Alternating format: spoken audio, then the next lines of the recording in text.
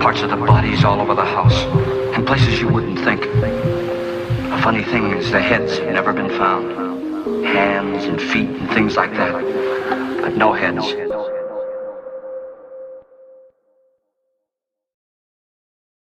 All right. Oh, we lost Andrew. That's all right.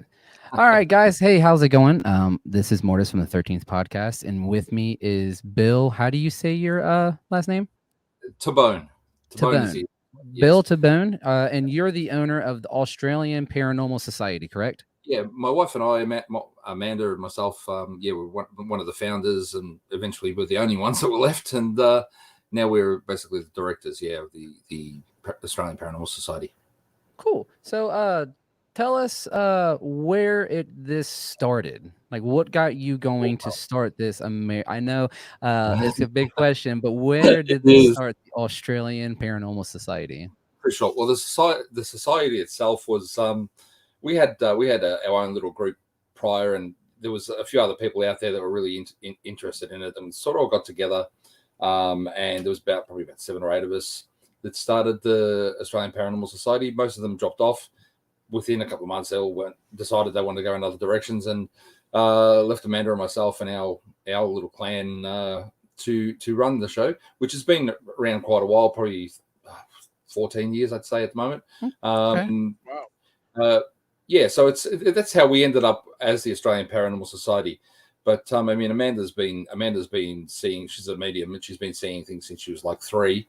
And I've always had this drive to chase things like the paranormal, the unknown, the mysterious, the ghosts, monsters, whatever. I don't even know where they came from. I have no idea where it came from, and it's just driven me to eventually. Well, I did my first investigation when I was 19, and from then on, it's just been pretty much learning and studying and traveling this path. Yeah. Cool. Now, do you guys actually go on paranormal investigations? Absolutely, for sure. Cool. Awesome. We have several things we do, in the APS, and we have we can provide assistance, and we help people as part of that. We'll go out and investigate their locations and help them what they need. If they need us to, whatever we need to do, we will do to help them. And okay. And as part of that, we do get to do research as well, obviously. But our main priority is helping people. Yeah, that's good. So did you guys You guys set a post on Facebook that you guys are cold case investigators also? My wife is, Amanda is. She, her, and my future daughter-in-law, they work on cold cases, and Amanda being a medium, and Zoe is my future daughter-in-law. She has some abilities as well, which she's learning about since she's joined our little family. Yes. Surprising what people discover when they actually open themselves up a little bit. So cool. She works on cold cases, and communicates with those that have unfortunately met, pretty nasty ends. Yeah. Cool. Now, Andrew, you had a few questions for the gentleman, didn't you? Yeah, so I found it interesting. One of the posts that you guys had just posted recently about the cold cases and how many of your fans were interested in what was going on with your cold cases at the time, and you guys didn't really want to get all into that. I thought that was pretty interesting that's what you guys are. Well, you say your wife and your future daughter-in-law deal with. Now that's part of your APS. That's correct. Well. It's all inclusive. I do help them out. I tend to do more of the afterwork stuff, so they'll get recordings and they'll give them to me, and I'll clean them up a little bit, or we'll so we can hear things a little bit more clearer. But that they do. They're the ones that actually do the spirit communication. So they're the ones that do all that. Myself, I'm not really medium, so I tend to be much more technical. And that's the thing is with we put up bits so people can see what we're doing and they're interested. But when you're dealing with cold cases or anything, even a normal investigation at a house, for me or for us, confidentiality is the big thing. we're not going to give out, oh, we're doing this case and this is what's going on and this is Right. what we're getting, because it might affect a police investigation, or it might affect something along those lines. We need to really be careful what we put out there. Yeah. Now, have you guys? Oh, sorry, Andrew. Yeah. Go ahead, bud. Do you guys do mostly residential investigations, or do you guys do big name play? I don't know. I don't know much about Australia. Yeah, and the paranormal there. We're very much similar to America. I've been to America quite a few times, and I love it over there. So but we basically work on the same principles. Sometimes people, we do a lot of residentials. We do the bigger locations. We also run events and take people on public investigations. We run seminars and lectures, courses, all sorts of things. We're Amanda and I are both authors, so nice. Like we've got my last book, for example, is what we do is it's called Ghosts of Melbourne, right? Now there's Ghosts of Melbourne is about the CBD, the central business district of our capital city, and it's the location. So it's a guidebook for people to go and explore these places. And then if they've got any questions, they can come back to us, and some of the locations we have access to on and off. We try to educate people so that they can experience what we love. Right. Yeah. That's interesting. Now, have you when you guys went on the investigations, I'm sort of kind of like a skeptic, and main reason why I say that is because I haven't seen anything. Of course, but doesn't mean it's not out there, which through my eyes I want to see it.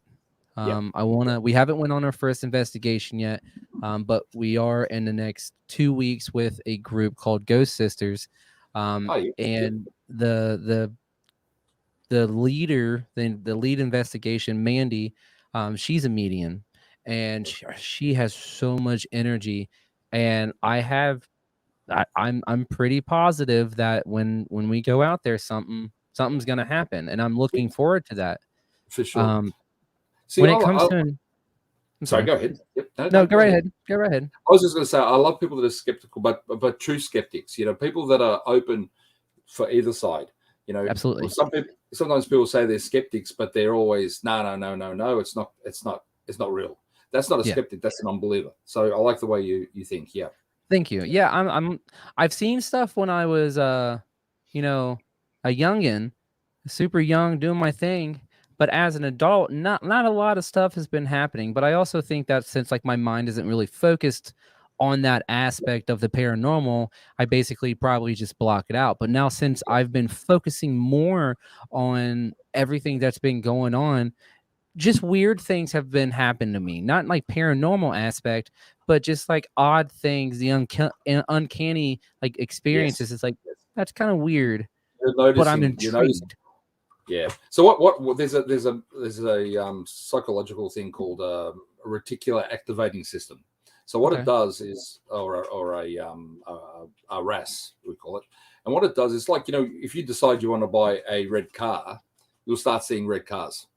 Yep. So what it does is it opens your mind. So if you're getting into the paranormal, your mind opens a little bit, I suppose is the best way to see it, and you'll start noticing these things. Whereas previously you weren't that much. You might have been interested, but you're not really going down that rabbit hole, and so you weren't noticing the little things. Yeah. So it opens you up. Once you start traveling down that hole, it does open you up a little bit. Yeah. It's like you can't hold on. You just got to let go. You just gotta go with the flow. That's it. It's just go with the flow. It's like, holy shit! There's a lot going on here. It's pretty interesting. It's like the cell phones. You talk about it, you search it, and all of a sudden it's all over your Facebook. It's on this. Yes. It's like, how do you know? Ads are popping up. Yeah, exactly. I don't want to buy a brand new Chevy Chevrolet. I'm sorry. I do. Fair enough. Yeah, I do too. I like that. Now, when it comes to when you first started doing the paranormal investigation, or just dealing with the paranormal, what's one of your first encounters that just kept you going to do this? Wow. I would say that I had two main encounters that I had when I was younger. I always had that drive. As I said, I don't even know where it's come from. I think some people are born to be in the field, Yeah. and it's like, some people are natural soccer players, or natural football players. There's people that are built for or born for that. For me, there was two things. One was when my grandfather passed away, and I was probably about 8 or 9, Mhm. and I had a dream, which was not unusual. We dream about those that have passed. Our Yes. memories come up, and I come out in the morning and I said, "Oh, I had a dream." To my dad, and it was his father, and we were very close because my grandfather lived with us. And he said, "Oh, I had a dream as well." And then my sister walks out and she says, "Oh, I had a dream." And once we compared the dreams, they were all exactly the same.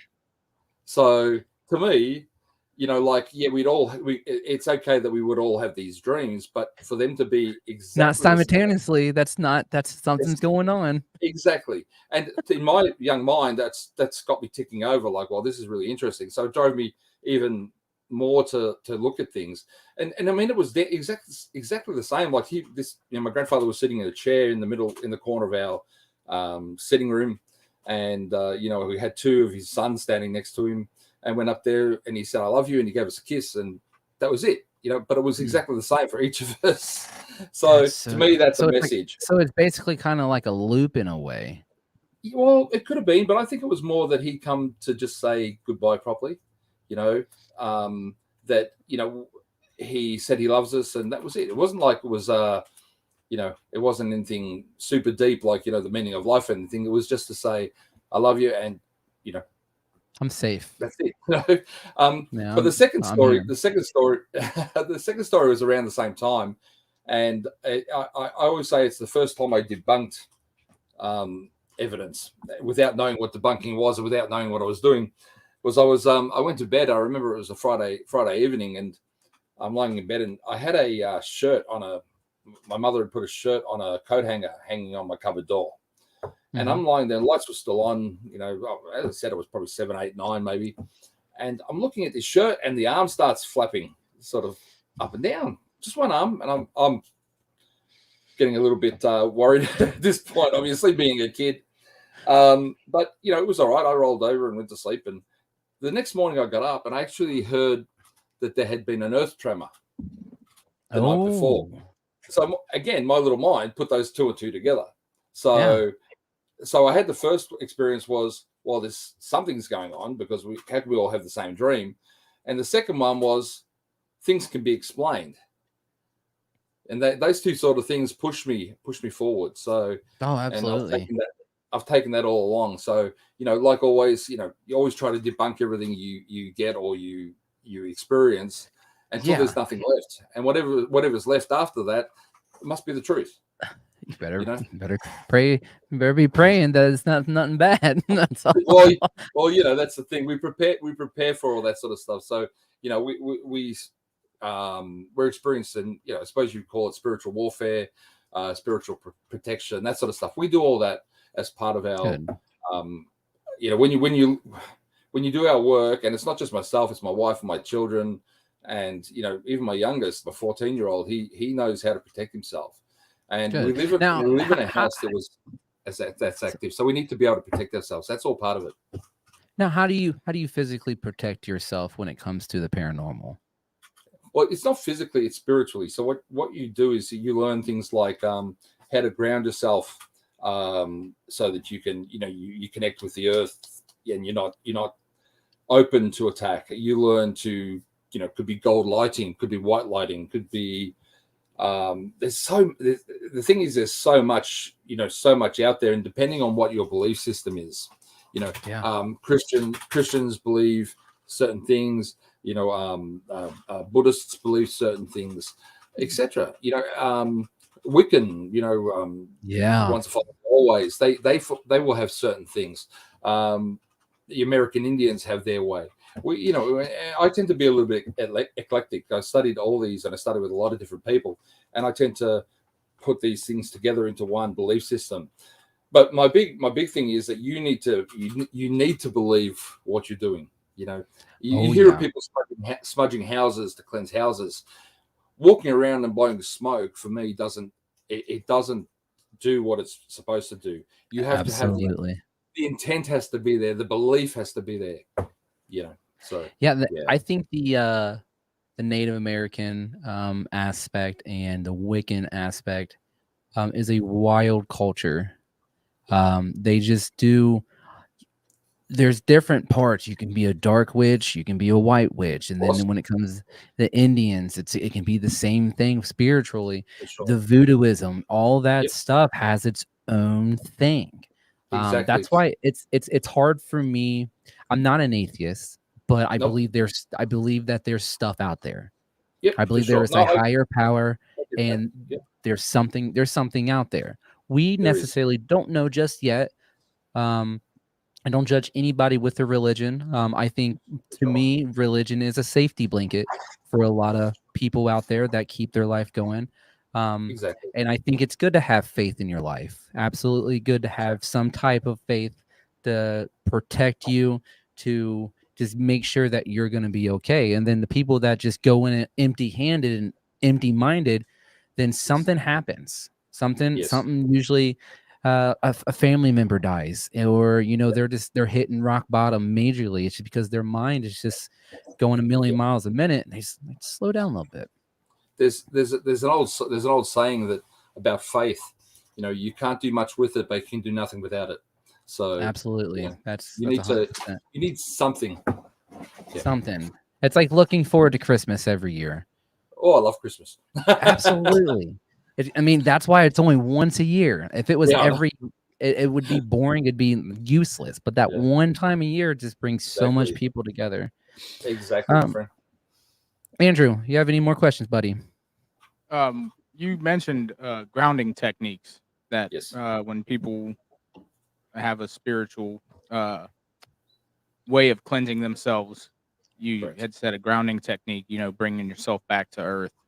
Yes. Could you explain what your guys' grounding technique is? I seen it on your website, but I just wanted more detail from you guys. Of course. I mean, I actually, if anyone's interested, I actually have a little booklet I can send out to people. So, if they just look up the Australian Paranormal Society and ask for, protection document, I'll send them something out. That's not a problem. But cool. in general, there's different types of grounding. Grounding can be going and having a shower. It can connect you back to nature. It can be going standing out on the grass and just feeling that. But I mean, there are specific directions like that not directions. What would you call it? Practices that we use. So, for example, you could do a tree grounding where out the front of my house I have this beautiful old tree. If I walk out there, put my hand on it, and then focus on my my energy going down through my feet into the earth and bringing all that energy back up. There's a whole process to do it. I won't run through here, but you can bring it up and it actually cleanses you. You feel empowered, you feel solid, you feel at the same time you feel light. You know what I mean? It's really hard to explain. You feel grounded, you feel connected to Mother Earth, or to God, or whatever you want to call it. But there's different ways of doing that. So and what that does is it builds your energy, so it's very hard for negative things to attach or to attack you. Okay. That's interesting.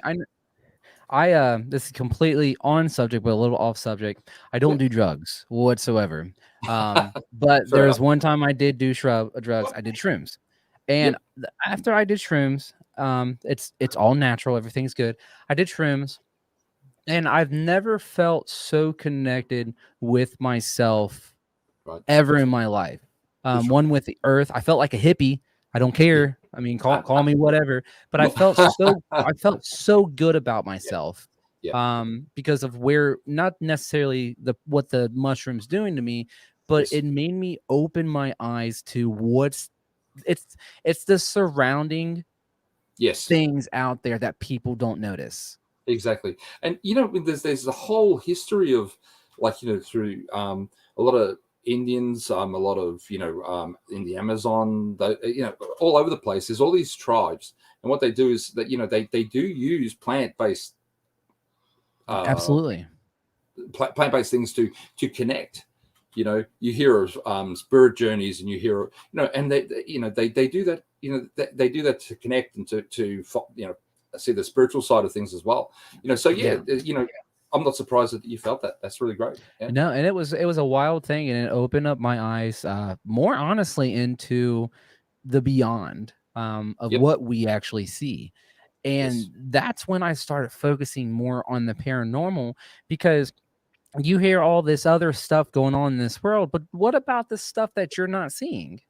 Yeah, This is exactly. the important stuff. This is the people. These are things that people have been dying to see, literally dying to see, and we just want to I talk get that. about it. And We- it's we- not. It's we as humans get completely focused on our own lives, and we miss all this other stuff. You know what I mean? yeah. And I get that. I mean, even as investigators, we miss out on so much. A lot of us, because we focus on things we shouldn't be. Holding equipment that has flashing lights and things like that. We're looking at this gear rather than looking at the surroundings, and Yeah. we miss things that happen in all around us. It's so it's the a similar sort of it's thing. absolutely, and it's the technology that's taking over our human lives. 100%. It's blocking out so much. Yep. And don't get me wrong, I love technology. Oh, me Cannot too. do anything without it. Love it so much. But it also puts up a wall between our vision. Yep. And it kind of stinks because we're constantly on our phones, or we're Exactly. recording, or we're Exactly. typing away. But when it comes to like technology and equipment and stuff, what are some type of equipment do you guys bring to a personal investigation? You know what? Each investigation is we tailor each. Let me start again. We make a plan for each investigation. So it depends on what's going on, what the people are experiencing. Now you got to remember, we don't go to an investigation just get a phone call and go. What we'll do is we'll conduct a series of interviews. We'll conduct face-to-face and over the phone interviews. We'll talk to different people. We'll do our own research before we decide to take on a case. Once we take on the case and say, okay, there might be something there, it might be interesting.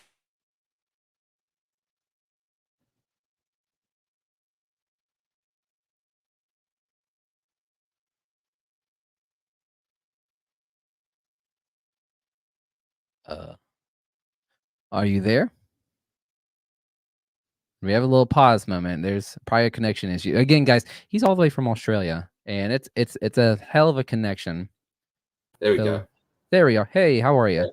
Yeah, so all good. So yeah, we focus depending on the what's happening. We tend to we can adjust to each investigation. I try not to. I have a set of guidelines, or we have a set of guidelines.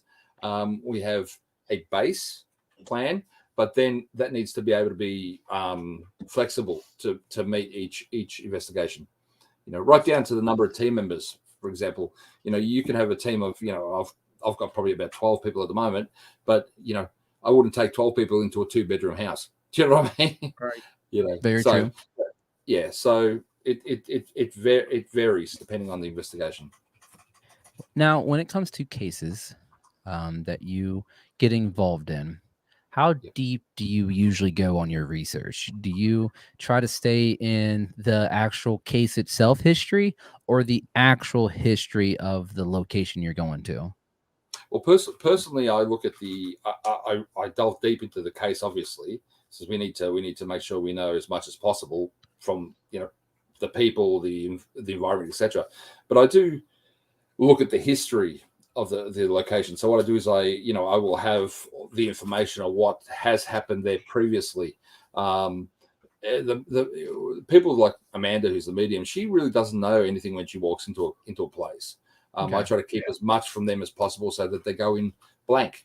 Let them feel what's there without me, saying, "Oh, there's something over in that corner there." I think, or it's reporters there in the corner, and they'll go without unconsciously. Now I know Amanda; she's very she has great integrity in what she does, but subconsciously she might be drawn there. So I'm very careful about what I give out. So I do extensive research on both the case and the environment there, but also the general history and even the history of the area, because I mean, I can tell you one case, for example, that we did many years ago. It was a pretty nasty case, but it wasn't just this house; it was the whole area that was having issues. And I remember my sister actually was living. My older sister, she bought a house in the same street, and many years earlier, and I'm saying probably 20 years earlier, and always said that place had activity. You know what I mean? I never saw anything, but she always said that there was something going on, and there was. The whole area was being affected. So No, absolutely. Now, have you seen full apparitions before? absolutely, yes. Yep. How when you first seen your first apparition, what were you feeling? Was it hints of like fear, emotions where it could like sadness or anger, or like there's some people that go just through a wild journey when it comes to seeing this stuff.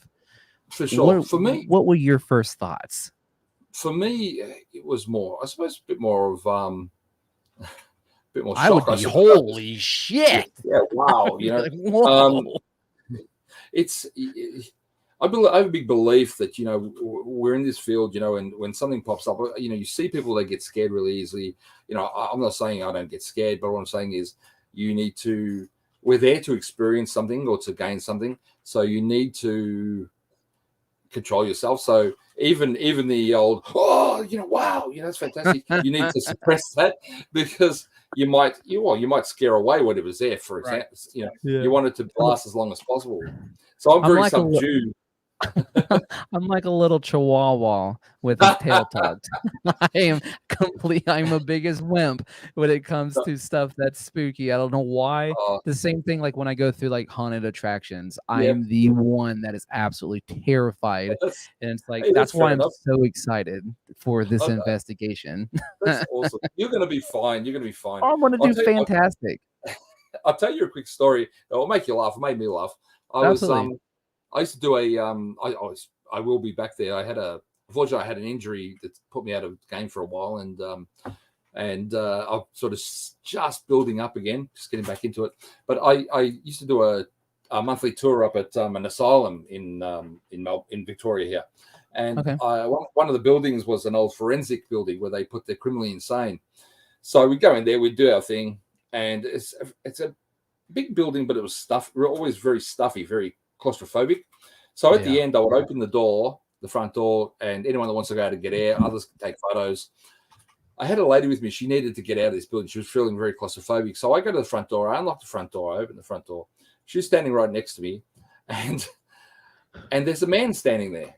Oh God! Like this little short man in an old a patient's woolen. They had like woolen suits, like woolen suit, dark hair. I could tell. So I was only short, only probably about 5'4".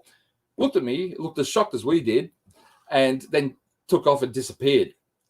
And I looked over to ask this lady, did she see that? And she's standing there and her mouth's wide open. So I assume she did. But that was face to face. That was, and that was probably a good 4 or 5 seconds, which doesn't sound very much, but it's a long time. It's a long time to look at something. That's one of my favorites, because it was not threatening. It was like this poor bloke, standing in front of me was as shocked as I was. Absolutely. It's great. Like, I mean, that's the nugget that we live for. That sort of thing. Man, Andrew, what would you consider as your most memorable case? Something that not only that you remember, but something that actually happened to you personally, like, or if anything ever happened to you personally, whether it be touched, scratched, pushed, or just talked to directly. For sure. You know what? I've had it's hard to put down. I mean, I've been in this field a long time, and I've seen a lot. I've heard a lot, and I always say, some of the stuff I tell you, things I tell people, they wouldn't believe, because it sounds like it's something out of Hollywood, but it's things that have happened. And there's a lot of them, but one of the most strangest experience I suppose we had was, have you heard of Hatman? He's a shadow. Hatman, yeah. Have you heard of shadow people? Yes. Okay. Yeah, shadow people. So Hatman is a type of shadow person. He's one of the well-known types of shadow people, and he seems to be in like a long cloak or jacket, and he has a fedora hat. And you'll see pictures. He'll just look like a silhouette with a hat and that. Yeah. Anyway, he what happened was we protect our house, so we don't get a lot of things coming in.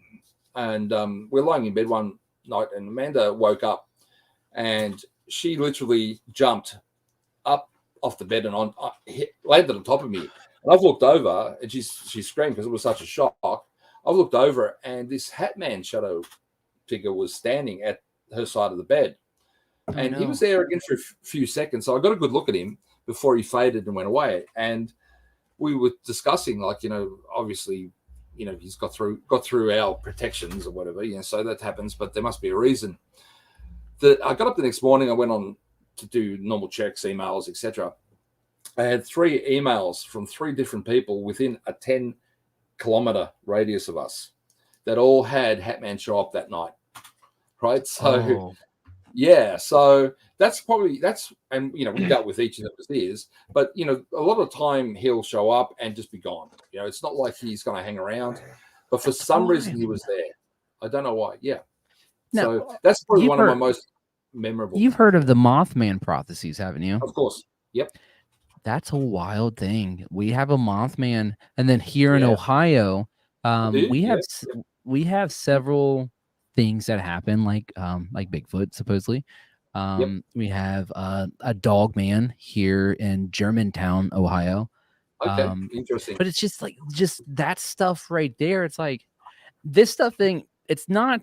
The stories sound unbelievable, but somebody saw something. Exactly. No, 100% agree. 100% agree. The Mothman. There's a lot of things that people have seen, and I've studied quite a bit, and there's a lot of witnesses, and they people, they try to say it's an owl or it's this or it's that. That's a big fucking owl. That's a big owl. Prehistoric owl. I don't know. The Bigfoot, like we have the Australian Yowie, which is the equivalent of the Bigfoot. Okay. Right. And, I got a friend of mine who's a researcher, and he's been out in the bush with his crew, and were actually chased off by a group of Yowies. They have having stones and bricks, and they're whooping and they're hitting trees. They had boulders thrown at them. And this guy is straight down the line. Like, he's if you get on some of the television sites, if you look for Moonlight Media, some of the stuff he's got on there, that he's witnessed is just amazing. It's brilliant. Now we have a lady that just made a comment, and she said Kelsey Ray Anderson said that she had an object thrown at her. Have you ever experienced any objects thrown at you? Oh, plenty of times. Yeah. Oh boy.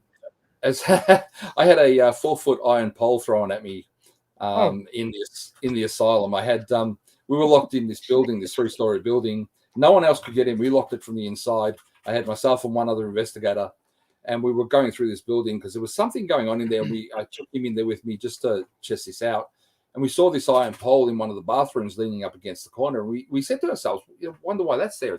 Doesn't fit in with anything else.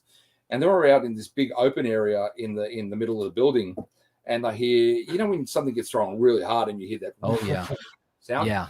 Well, this went straight between us. I thought maybe it's a bat or something, because it's pretty wild up there. Like, the perimeter fence has got an infestation of tiger snakes and, all sorts of things. So you hear all this weird stuff. It's Australia after all. Yes. so this iron bar comes between us and crashed. What's that? We went over there, and there was the iron bar that was in the bathroom. So I had that. I mean, I had a picture. We done a cleanse at a house, and I had a large picture fly off a wall and crash on my feet. I've had knives and forks come off tables at me, and quite a lot of things. Yeah, it seems like they just don't want you to be there. Yeah, I don't think they like me very much. No. But it can sometimes be that we're there to move, sometimes to move spirits on or to help them, and some of them don't want to be helped. You know what I mean? Yeah. So. Yeah, that's the crazy thing. Again, I've never really dealt with that, but I'm so intrigued by it, because it's like a lot of these people's like stories and adventures that they've been on are just like it's not the same. None of it's the same. The experience that they have is it's like a whole different atmosphere. It's like, Yes. and it's different every time. It's like, whoa, I can only imagine something getting thrown at me as heavy as that. Because if that clocks me in back of anybody's head, you're gonna go night night. Yeah, it would have done some damage. I mean, I've seen an investigator actually. That sounds really, and this is what I was saying. You wouldn't believe it because it sounds like Hollywood, but I've seen an investigator have his feet pulled out from under him, where he actually flipped upside down and was dropped pretty much on his head. I was staring at him at this point because I was staring him at this point, and I saw it happen right in front of my eyes. And there was lights on. It wasn't pitch black. There was lights. So he wasn't moving. He was holding a camera, and all of a sudden he's just gone whoop, boom. Okay, but there's a funny story with that. We were actually conducting a spirit box session, and asking, some of the questions that come up. There's some people with us. Is there anyone you don't like here? And it said this guy's name. And about 2 minutes later, that's when his legs went out from underneath him, and he got knocked on the ground. So yeah, that sort of thing. I mean, it happens. It happens. Yeah. I mean, thank you. But there's good and bad in everything. You know what I mean? Even in everyday life, you have good people and bad people. Spirits the same. Now, have you ever dealt with a dark entity, dark energy, a demon? Something that's just like you can't control. Now, could you explain that case a little bit if you are able to? I don't really talk about them too much. I'm sorry. Okay, no, you don't have to. But the especially the more demonic ones, but they're not all demonic. There's human dark energies as well, and I can tell you one of those cases if you like. Absolutely. A bit about it anyway, without getting given too much. We're really strict on our confidentiality, so it's understandable. Sort of, but for example, this house, one house we were dealing with, it actually, this lady contacted us, and she was being attacked. And she's doing this and that. And you sort of, everything's a grain of salt till you go through the interview process, and go down to the roots of the matter. So we went to this, we started talking to this lady, and she was indeed getting attacked. She had and sexually attacked at that. So she had handprints, like big man. She's a single mother with 3 kids. She had these big handprints on her legs, on her arms, where she was held down. And it turns out what we did eventually find was that there was actually 7 spirits there, and they were working together. The location was an old farm, and where her house was built was where the out sheds were, or the barns, I think you guys probably call them. This group of people in life were doing bad things to people. Oh no! So yeah, and in her house, the house itself, before she'd moved in there was people in there, living people that were doing bad things. They had we found dolls up in the attic or in the roof gap that were they'd been burnt with cigarettes and all sorts of things like dolls. There was behind this stove there was an old gun found, so it hadn't been a really nice house to live in. So you can imagine there was these spirits from previous, and this activity's probably activated them. So we're sitting on a couch, for example. She's sitting on a couch. I've got Amanda and my daughter, who's a great investigator, sitting next to her, and I'm sitting opposite. I'm looking at her, and this lady's hair is being pulled up like this, you could see it being lifted and dropped. Things like that. They'd torment her, move things around. She'd end up with bruises and bites and all sorts of things. So it took us 8 months to get to help with that, and we ended up having to get the church involved. So yeah, jeez, oh peas. Yeah. Fun times. Not really. No, that's just wild. The funny thing was when we actually we helped her and we got the house back to pretty much normal. There was still spirits, but they weren't bad. The bad ones. We can't really move on, or we don't believe in really moving on, like family members and things like that. And Amanda would go there, and they obviously liked what we did. They were happy that we got rid of these spirits, because she would say, she'd go there to do after checks and things like that. So I'm just going to use the bathroom. So she'd be walking to the bathroom, and the lights would switch on for her in the bathroom. So, some spirits are good, some spirits are nasty. Yeah. Andrew? On average, how many cases do you guys think you do in a year or a month? It depends. I mean, sometimes I'll end up with 3 or 4 cases a week. Maybe more. Not that I investigate every one of them. Right. We might investigate. We might only do 1 case a month, right? But as in go out to a case, but we will help people. Sometimes it's just a phone call. Other times it's that they're too far away for us. For example, I deal with people from the States. I've got people from the UK, from Europe, from Asia, and what we do is we have a big network. So we have a lot of friends and people that do similar work to us. And if I'm if I'm stuck, I can contact someone and say, "Listen, we've got this case. Are you able to get there?" And they'll either they can get there, or they'll say, "No, but I know someone who can," and we'll pass it through so that these people get help.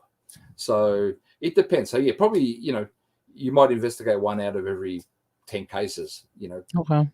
Yeah, Cool. and sometimes sometimes it's only even a visit and have a chat to them. It's not always an investigation. Sometimes it's what are you going out there and reassuring them and showing them how to do a proper cleansing, things like that. Now, do you believe that entities, paranormal spirits, all the fun energy can be attached to an object? I do in some cases. It's not things like Annabelle and things like that. Hollywood has a lot to answer for, is what I say. But Okay. I believe energy can be attached to something. I mean, I've seen things and felt things that feel like they've got energy attached to them, whether it be good or bad. A matter of fact, I had someone drop off a supposedly haunted object just last Sunday, to me. So we just seal it and we get it put away. So we make sure there's protections on it. Even we didn't feel anything, but we do it just precautionary, and put that away and keep it safekeeping. So there are ways to get rid of that, but that will happen when time is due. Yeah. Yeah, I think that's I'm gonna agree with you on the Hollywood aspect of stuff can be attached. Yeah, but I could be wrong. I think that's with everything, but yes. Hollywood has a big effect in just pretty much of anything. If you watch movies, it's hard to do stuff. Yeah, people. It's like people that are getting into the field. They're not putting anyone down, but they watch a movie and they'll see The Conjuring, and they'll see them do things and think, "Oh yeah, we can do that." It's Right. You know what I mean? Or they'll watch one of these ghost hunting shows. Oh, we can do that. They're good for entertainment. And some of the ghost hunting shows you might get some ideas, but you're not going to learn the best way to do things off that. They're done for entertainment. Absolutely. And I think that's why we're taking and dabbling into the paranormal investigation for the aspect of learning, going with people that do this full time, and that's and to start a journey, because we don't want to just go in and say, "All right, where are you at, spooky little ghost? I'm gonna get you." That's not. I don't want to do that. I don't be doing it all wrong. Right. Well, I don't. I want to. We want to go in there open-minded and to see or not to see. Yes, I understand. And just go and that's with the way. That's a great attitude. You know what I mean? Yeah. And you're going with people that are experienced. That's part of our ideology is to, guide people and not building ourselves up, but and I don't even believe in experts in the field, but I believe that people have a lot of experience. So find someone that's got a lot of experience. Yes. And ask them for help. Most people are good. Most 90% of people will help you. Yeah. So far in the paranormal community there's such great people, and they're really nice. The energy's nice. We haven't met one yet. Eventually we probably will. Everybody does. I mean, it's like every field. There's always there's always people that have an attitude, or they have some sort of negative attitude. That makes it a bit hard for other people. But keep positive and you don't be afraid to ask. So Absolutely. Now, Do you believe in orbs?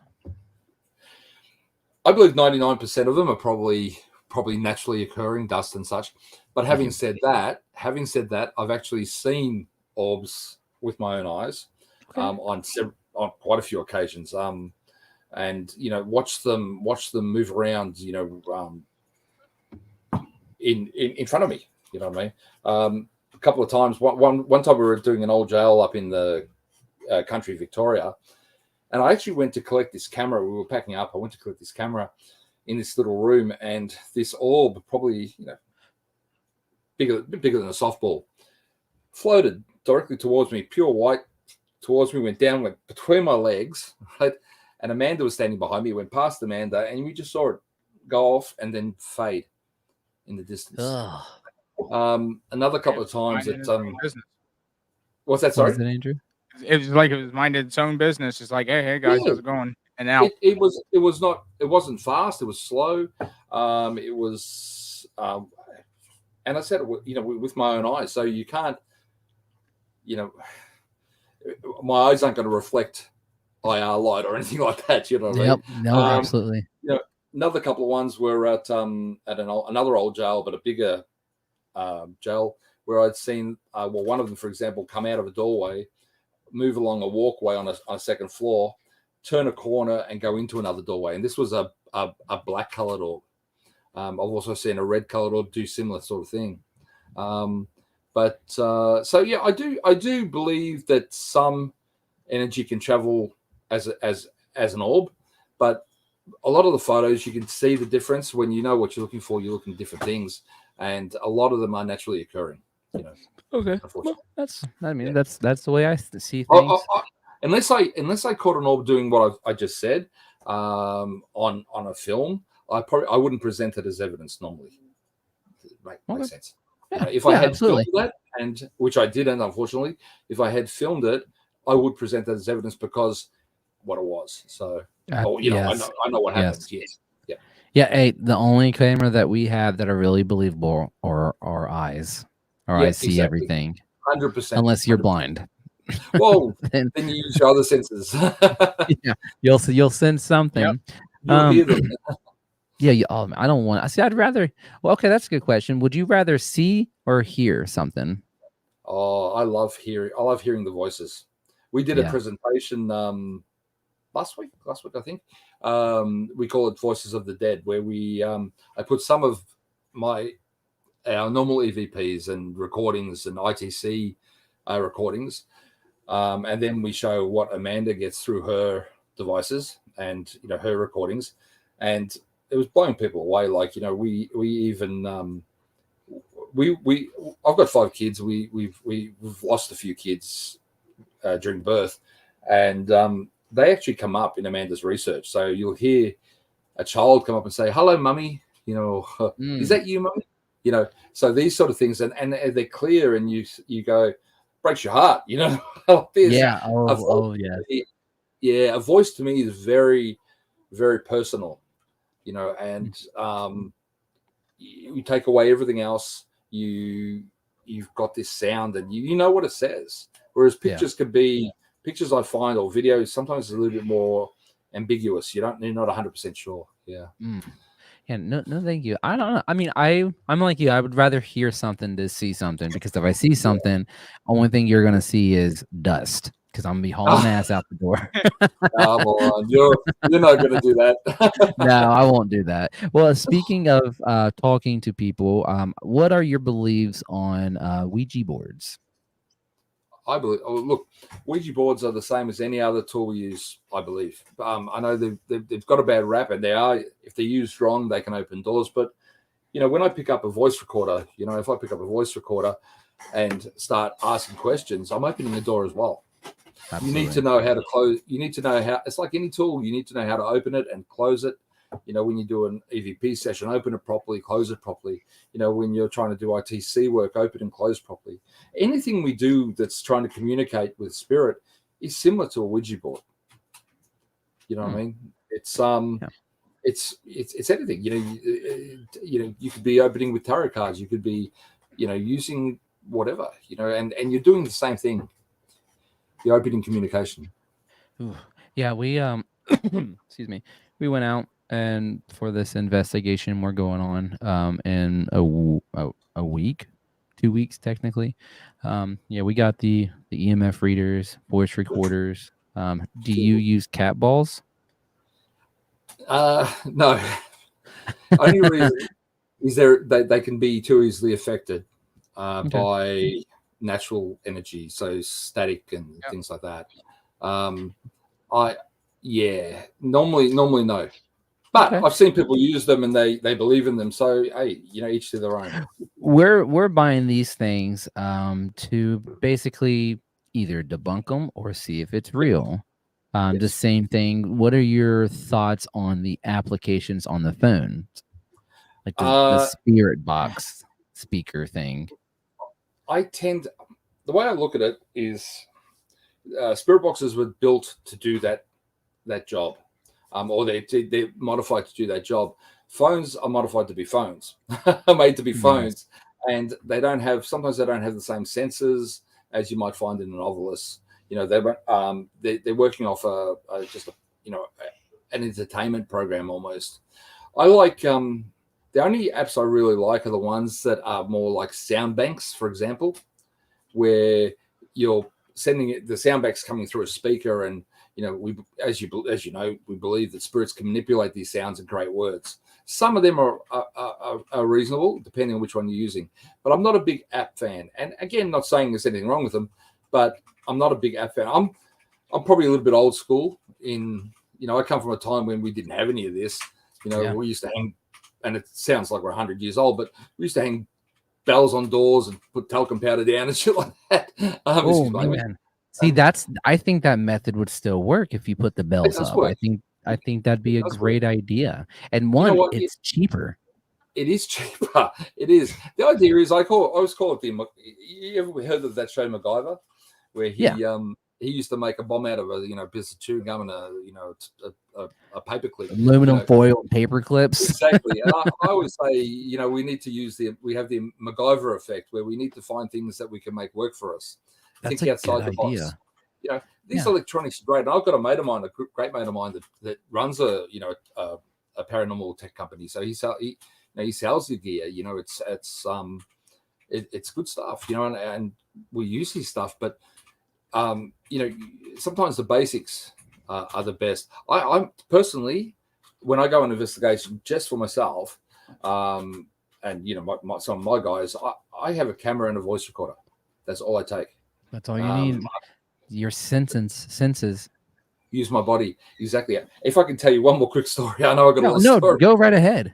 Talking about that, using your own bodies. I was running a investigation for a group of paranormal investigators at Arrowdale Asylum. I had some of my guys there, and I had about probably 8 other investigators. They were people I knew, and they all had these gadgets out. They had the mal meters and the EMF, the other EMF meters, and they're looking at them. And we're in what we call the female quarters, or the female area.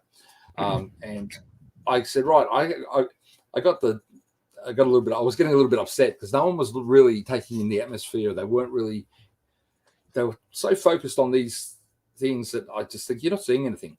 And I said, right, put them away. And I've got my back turned to a line of windows, like big windows. You can imagine an old Gothic hospital, right? This line of windows behind me. And I got some standing in front of me, and I got a couple on the sides. I said, now, what I want you to do, put all your gear away. Put it away, right? Nothing. Turn your torches off. You just stand here. And I made them stand there for about 3 minutes, just soaking up the atmosphere. And I could see them because there was moonlight coming through. I could see their faces. And the one standing in front of me, all their mouths dropped open. And I knew something happened. So I let the time run out. And I said, right, what happened? They've gone. They couldn't talk. I can't believe it. And I think it was patient in a white sort of gown thing, walked across 3 windows behind me. Oh, they all witnessed it. Oh. Now, that's timing, right? I made them put, like, this ghost was working with me, obviously. Obviously you heard what they said. It's a joke, I say, but something was there to show these guys, don't focus on the equipment. The atmosphere is where it's at. So I always say to people, have millimeters you can record. They records the highest reading.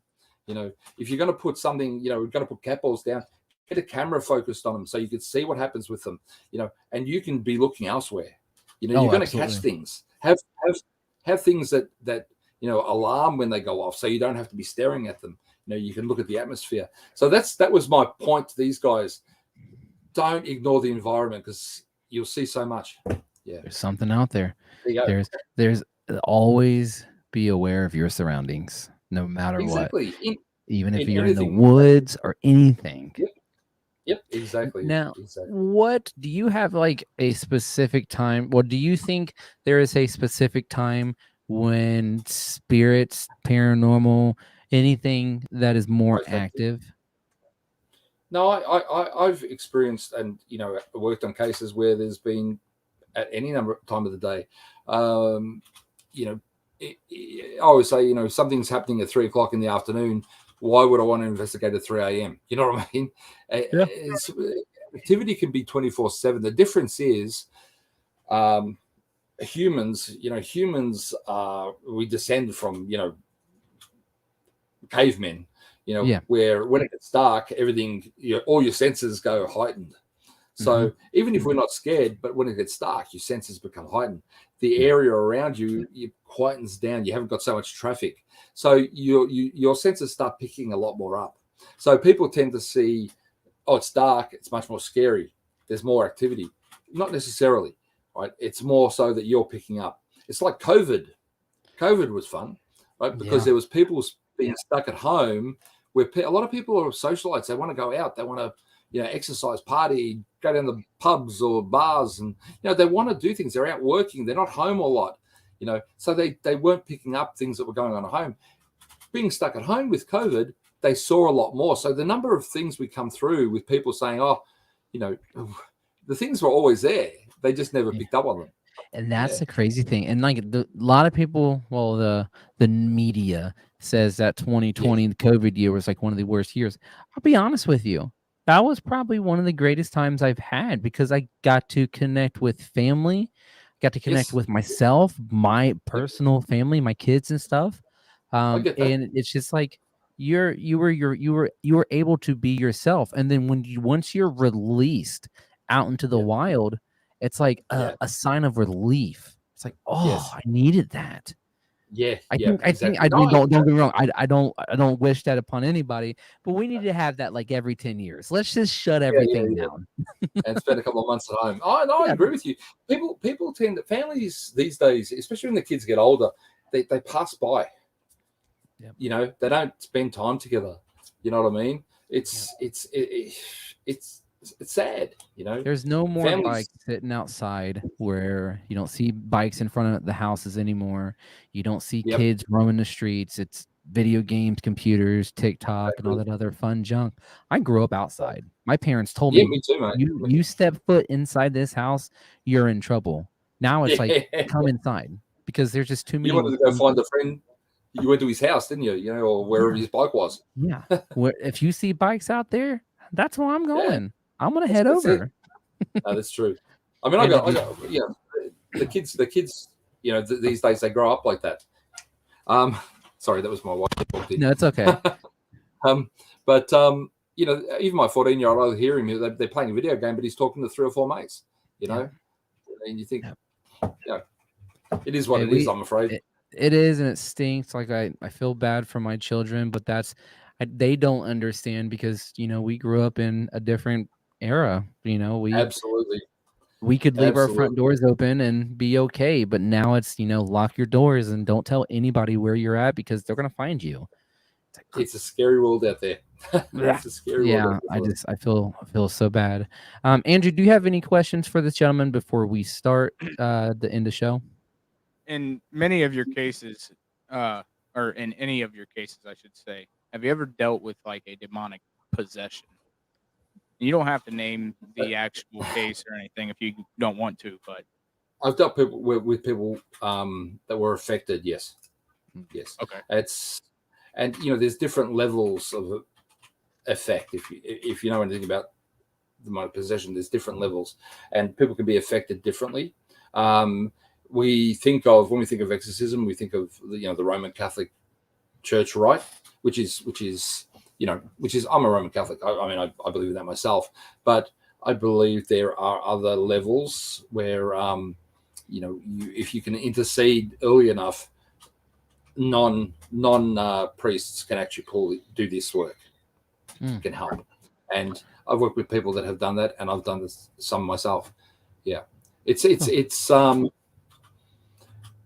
really hard to see someone going through something that's, it's not them. It's not their normal act. You also need to understand that there's a certain duty of care as well to make sure it's not just a mental illness. So we've done what we call psychological first aid courses and things like that, so we can recognize mental illness better. Amanda was a nurse, and part of her work was in psych wards and things, so she's quite au fait with all that. So you really need to assess that, but you do come across some that the people, you can tell it's not a psychological effect. It's a much more a spiritual effect. I hope I never get to run into that experience. I'm gonna be honest with you. No. I mean, even dealing with dark human energies is not always nice. It's not nice to see people getting hurt. I had one case where it was a little girl. She was only 4, I think, and every morning they wake up and the kitchen would be destroyed. So cereal pulled out and everything, and she'd be doing this, and they'd ask her, "Why are you doing this?" And this man comes through the roof. She was slept on a bunk bed. This man comes through the roof and he tells me if I don't do it, he's going to hurt my family. Now a 4-year-old's not going to say that. Right? Yeah. No, not at all. On this case, I was working with someone else and with another medium, not one of my guys, and we were I can't remember what we were doing actually at this point. We were moving around, so trying to find some area, and we walked into this dark room, and it was unusually dark, and I heard him yell, and I was right behind him. I pulled him out, and he'd been grabbed on the wrist like this. But what that hand that grabbed him had left burn marks. Oh. Yeah, so you can imagine the shape of a hand, but as a burn mark. Things like that, it's not nice. It's quite nasty. And, just to witness somebody in pain where you can't physically help them, but you're trying to be there for them as much as you can by giving them as much positive energy for them to get them out of this state. But like when it comes to like exorcisms and dark entities or something and such that matter, that right there, that's so scary to me. Because it's not fun. Yeah, it's not fun. It's not fun. The movies don't help. The Exorcist movie doesn't help. They're great for entertainment, mate. But that's it. In that case, it was this 4-year-old girl, and you're thinking, and we helped her. We did help that case. We did stop that case. And we got, a heartfelt letter from the parents saying, email, saying she's sleeping through the night now and all this sort of stuff. So we did fix that case up. And, but, he this burn on his hand, he went away, he healed, but this little girl, hopefully, she was quite young. So hopefully that all just goes out of her mind, but there's always, even with, normal hauntings, when you're scared enough, it leaves scars. You know what I mean? When people are scared enough, it leaves scars for them. PTSD. Yeah. You get that in some cases. That's real. Like I'm 31 years old and I'm still afraid of the dark. I don't know. It doesn't matter. I don't know if it's because afraid of the dark. Yeah, my parents traumatized me for watching horror movies. Huge horror fanatic and love horror movies. Yep. But that also plays an imagination in my head because as soon as I walk in that darkness, that's when my brain starts fucking, typing all the scary stuff. Do you blame your parents for that? No, I get that. Yes, I blame my parents. You watched it. I was like 5 years old. Hey, let's watch Halloween. Let's traumatize you. It's Thanks, traumatized Mom. a kid. Hey, my kids grew up on horror movies. I'm probably just as That's how bad. my kids are. My kids, Yeah, I ha- mine's like watching no matter what. my house is surrounded by scary stuff. I have my Really? limits on what for they need to watch. Like they watched the new It's not Evil Dead Rise. My 3-year-old sat there with his jaw dropped, just memorized, and he's like all about it. I have all these Halloween masks everywhere, and they love since it's like it's spooky season for us. We're Yeah. all about it. Yes. But to end the show, to ask you one more question, Yep. what are some pointers that you can give us on starting a new investigation team or paranormal, and what are your basic equipments that you need to start on? Cool. Okay, let's go equipment first. Let's work backwards. Okay. Equipment, I would. Oh, you see people they go out and they spend big bucks. Yep. Right at the beginning, and then I've seen people be in it for a couple of months and then get out. It wasn't for them, but they've spent all this money. So I always say to people, get yourself a good camera, get a good voice recorder.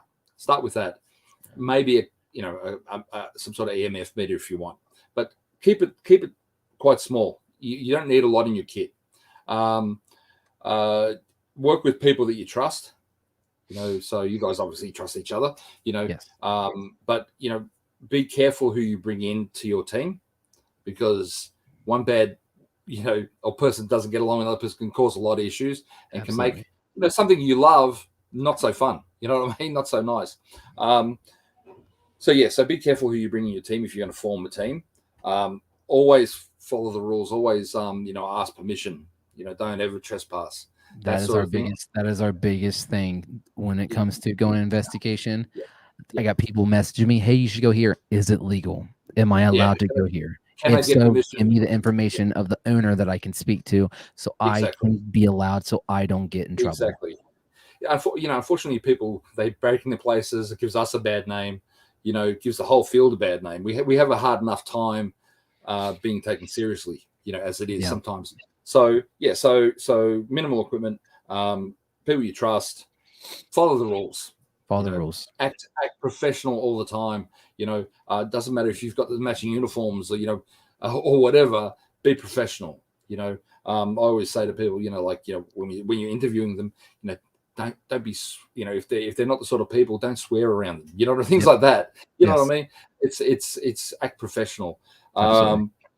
And look for people that are going to help you, that will guide you, mentors, or people that you just get on with, people with a bit more experience that you can say, hey, how do I do this? Because I've been there myself, where I've had to work things out for myself. When I was starting out, I'd write a letter to someone who I saw in a book or a magazine or on a documentary or something, and sometimes I got replies, sometimes I didn't. You know what I mean? So it's hard. But these days with social media, there's people that will help you. Someone sends me a message, I'll help you. It doesn't matter. You know what I mean? If I can help you. If I can't, I'll say I'll get back to you, because we all have life. Yes, Right. Absolutely. Those sort of things. But they're probably the four main things. Get people that can guide you, that you're learning properly from.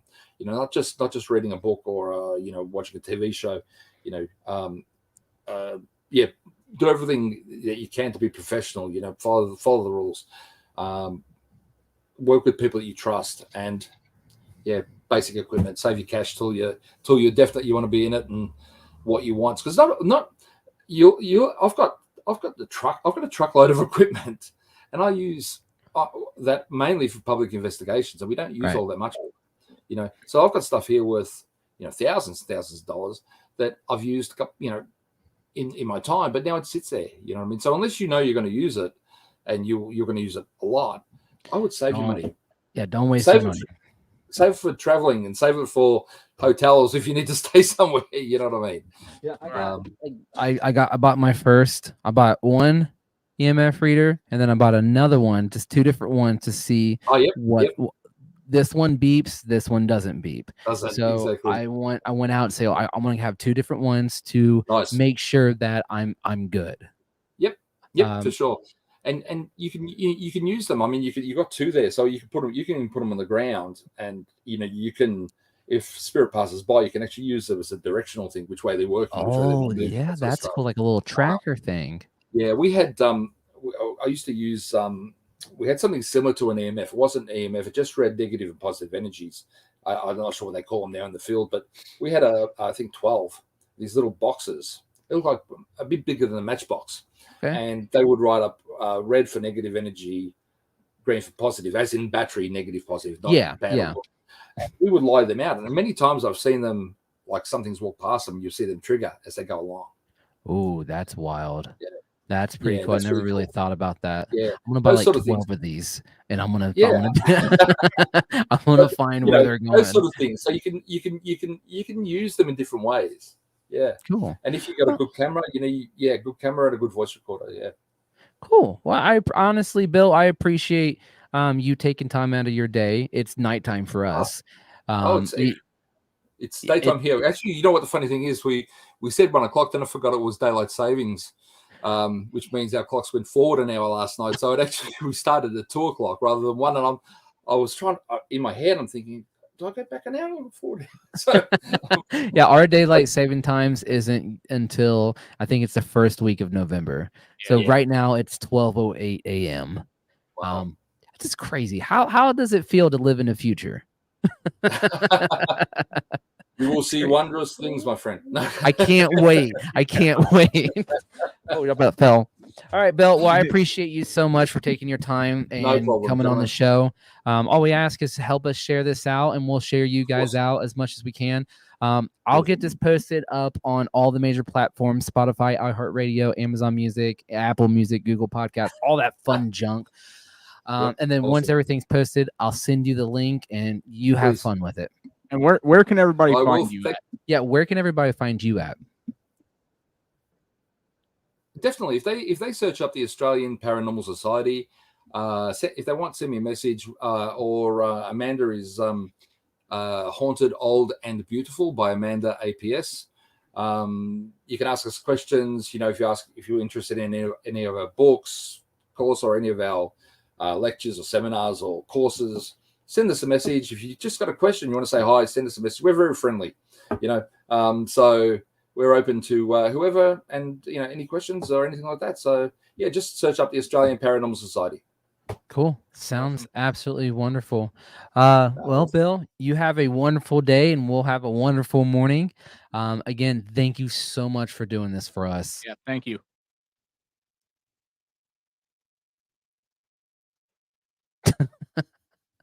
Thank you, froze again.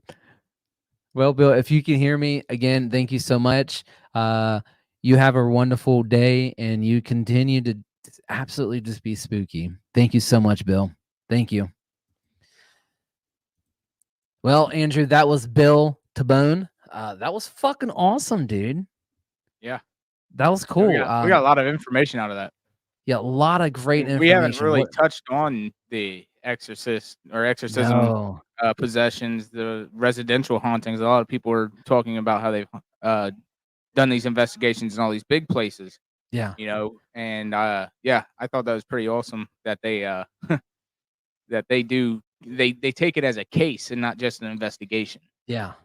So they do exactly what a Catholic priest does before he does an exorcism. They have to go through that investigation process, and what they do as a Catholic priest, I may leave it on a cliffhanger right there. That's going to be a future episode. Yeah. Well, guys, that was Bill Tabone from Australian Paranormal Society.